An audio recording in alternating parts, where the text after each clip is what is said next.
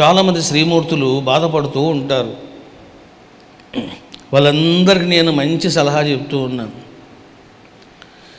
ఎవరిని తాగొద్దు అని చెప్పకండి.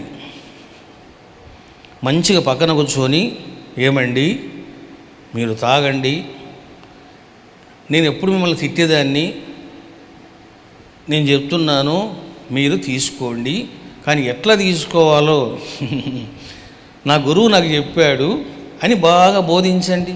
రోజు 4 గ్లాసులు తాగేవాడు ఆ మంత్రం చేస్తూ ఉన్నాడు అనుకో, విత్ ఇన్ 3-4 డేస్లో 3కి వస్తాడు.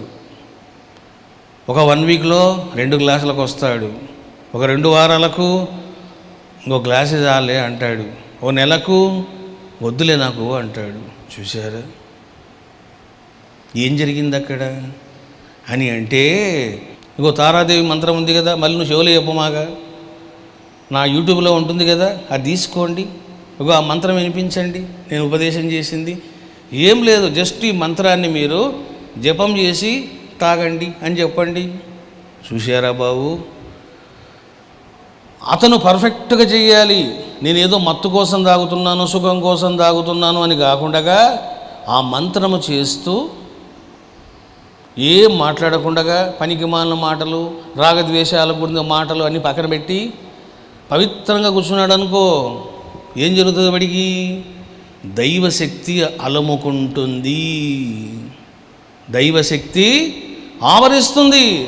నేను చెప్తాను, ఒక గ్లాస్ పాలు కాదు, నువ్వు 10 లీటర్ల పాలు తాగు కూర్చొని, నీకు అది రాదు.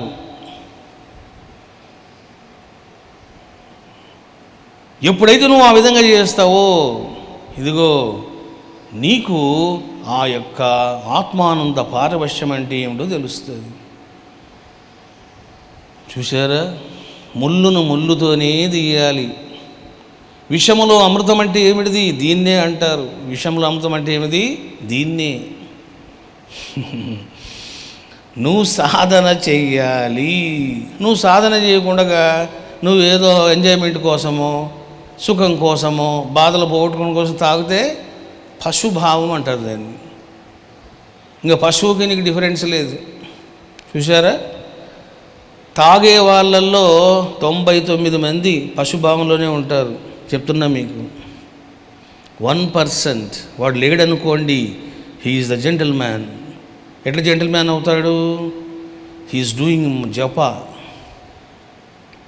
He's doing japa, he's observing what he's getting experience, he's thinking about Jaganmata.